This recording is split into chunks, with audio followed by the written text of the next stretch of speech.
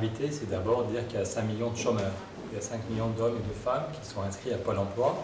Il y a des millions de gens en situation précaire et je ne sais pas combien de jeunes qui ne sont pas inscrits à Pôle emploi, mais qui sont en situation de galère, chez papa et maman, encore à 27 ou 28 ans. Donc on est déjà dans une crise sociale terrible. Et il n'y a aucun espoir de retour de la croissance. On vient de nous dire qu'en France, on est à croissance zéro. Et ce qu'on dit avec le collectif Roosevelt 2012, c'est qu'il y a de gros orages qui se préparent. Aux États-Unis, la dette totale des États-Unis vient d'arriver à presque 360% du PIB. 360% du PIB. Le maximum qu'on avait atteint avec la crise de 29 est enfoncé depuis longtemps. Ça, c'est aux États-Unis. Ils vont finir l'année. Obama vient d'obtenir 1200 milliards de plus, mais personne ne sait ce qui passera en 2013. Et en Chine, la bulle immobilière est en train d'exploser. Depuis 6 mois, les ventes de logements s'effondrent. Et on a vu en Espagne que ça donne une bulle immobilière qui s'effondre. Donc la zone euro ne va pas bien, mais les États-Unis et la Chine sont encore plus instables. Donc il est urgent, absolument urgent, d'inventer un nouveau modèle social. Et je n'ai pas le temps ici de parler des questions de climat ou de ressources limitées. Donc ça fait 30 ans qu'on parle de crise, ça fait 5 ans qu'on dit qu'on est dans une crise historique. Il faut arrêter les rustines, il faut agir pour de vrai. Et la gauche va avoir tous les leviers. Là, dans quelques jours, la gauche aura tous les leviers en France. On n'a pas le droit de mettre des rustines, il faut vraiment accoucher d'un nouveau modèle de développement. On voit que quand Roosevelt arrive au pouvoir en 1933, il parle à l'intelligence des gens, il ne prend pas les citoyens pour des couillons, il est libre par rapport au lobby financier, il fait passer 15 réformes en 3 mois. 15 réformes pour séparer les banques d'affaires et les banques de dépôt, pour augmenter la fiscalité sur les bénéfices, pour éviter que les gens tombent en fin de droit, pour assurer les revenus des paysans. Il fait passer 15 réformes en 3 mois. Tout ne marche pas, mais ça montre quand même qu'on peut agir pour de vrai en matière bancaire, en matière fiscale. Et après ça, en 1944, quand la guerre est finie, Roosevelt organise le sommet de Bretton Woods, mais juste avant, c'est la déclaration de Philadelphie. Priorité à la justice sociale, en expliquant que dans chaque pays, comme dans le commerce mondial, il faut des règles sur les salaires, sur le temps de travail, sur l'équilibre entre ce qui va aux actionnaires et aux salariés. Et ce qu'a fait Roosevelt et les autres en 1944, ça nous a permis quand même 30 ans de stabilité, et c'est l'arrivée des libéraux au pouvoir qui a tout cassé. Donc le monde a changé depuis Roosevelt. Le but de Roosevelt était que tout le monde ait un boulot et un salaire, ça c'est bien, mais pour acheter une voiture, aujourd'hui le but n'est pas que les gens achètent plus de voitures. Donc le monde a changé, par contre les principes, parler à l'intelligence des gens, être libre par rapport au lobby, et puis agir avec force, agir pour de vrai, ça reste valable, et c'est pour ça qu'on s'est mis d'accord sur ces 15 mesures avec des gens très différents. Et en même temps, sur Suzanne Georges, René Passé, Michel Rocard, Lilian Thuram, Bruno Gassio, Stéphane Hessel, on est des gens très variés, et presque 50 000 citoyens déjà. Et notre but est que les syndicats, les mouvements politiques, les associations se mettent en mouvement. Les 6 mois qui viennent sont fondamentaux. L'histoire montre toujours que ce qu'on fait dans les 6 premiers mois ou ce qu'on ne fait pas dans les 6 premiers mois, ça indique tout ce qu'on va faire dans le quinquennat. Sarkozy ne s'est jamais remis des 3 premiers mois, ce qu'il a fait avec le paquet fiscal. Et là, il y a un sommet social. Dans quelques jours, en France, il va y avoir un sommet social. Est-ce qu'on se contente de mettre des rustines ou est-ce qu'on prend 3 mois pour dire quelles sont les 10 mesures qui permettront de diviser par 2 le chômage et de donner à chacun un vrai boulot, un vrai revenu, un vrai logement. Donc notre objectif, je le dis aux amis syndicalistes qui nous regardent, qui lisent Politis, on est acteur, ce n'est pas juste François Hollande il n'y a pas d'homme providentiel, chacun de nous peut peser. Le sommet social, pour le moment, ça n'est pas écrit. Est-ce qu'il dure juste 3 jours ou est-ce qu'il dure 3 mois? Est-ce que c'est des rustines ou est-ce que c'est un changement de société? C'est à nous de le décider, c'est à nous de dire ce qu'on veut. C'est l'objectif de Roosevelt 2012, de mettre des propositions concrètes pour ce sommet social. Oui, bonne nouvelle. On montre que sans modifier les traités européens, c'est donc pas dans 6 mois ou dans 1 an, on pourrait baisser le coût de la dette publique très très fortement. Aujourd'hui, c'est un vrai scandale. Quand les banques privées ont besoin d'argent, elles se financent à 1% auprès de la Banque Centrale Européenne ou à 0,01 aux États-Unis. Alors que quand l'Italie ou l'Espagne ou la Grèce ont besoin d'argent, on leur fait payer des taux monstrueux.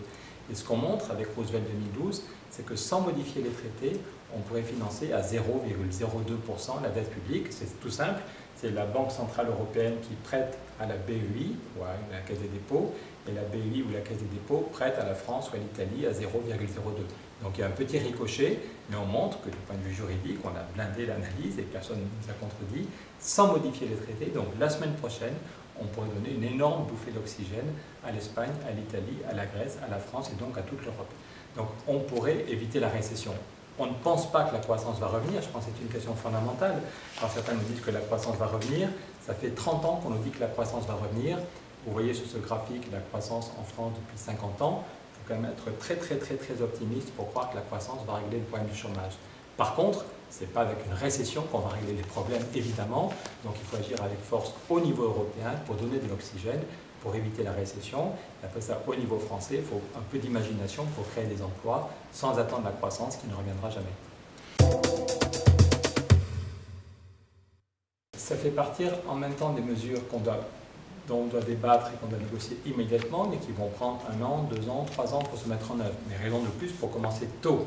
De même que la politique du logement, ça ne se fait pas immédiatement de construire 800 000 logements, mais on pourrait faire voter la semaine prochaine une loi, puisque le Sénat est à gauche, on pourrait faire voter la semaine prochaine une loi qui dit que les 35 milliards du fonds de réserve des retraites, au lieu de les mettre sur les marchés financiers, on les met sur le logement. Ça marche aux Pays-Bas, ça marche en Allemagne, et du coup les loyers sont beaucoup plus faibles.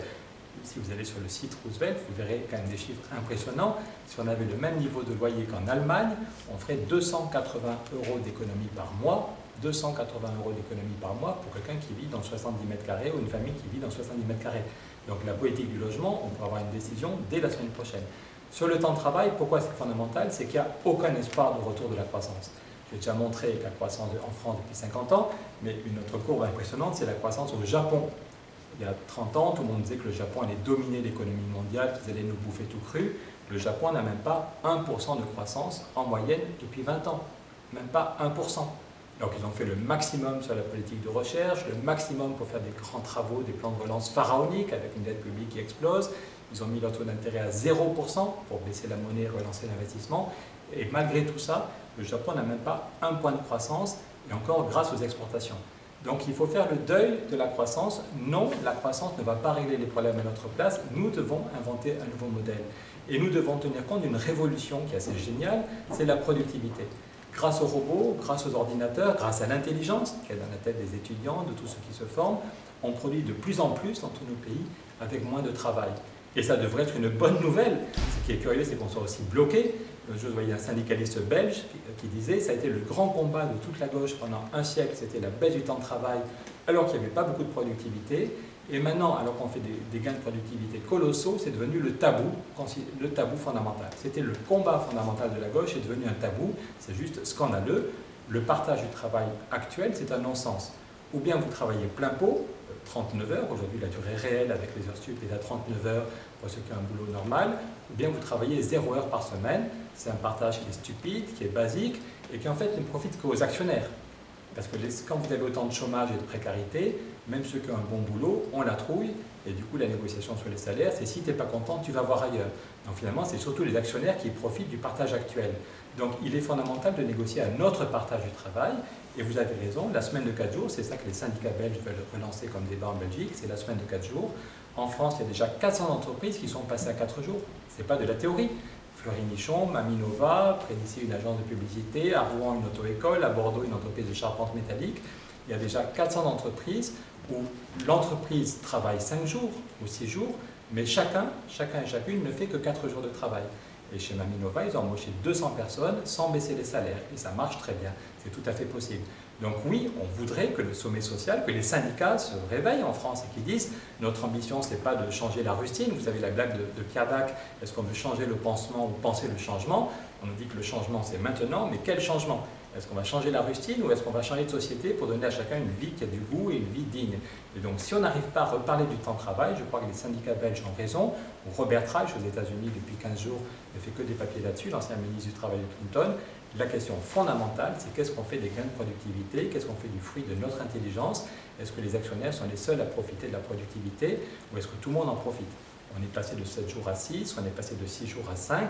Pourquoi est-ce qu'on ne pourrait pas aller à 4 jours et avoir un accès à la culture, avoir un accès à la citoyenneté, avoir du temps pour vivre? Ce n'est pas juste une mesure contre le chômage, c'est aussi une mesure pour vivre autrement. C'est quand même fondamental.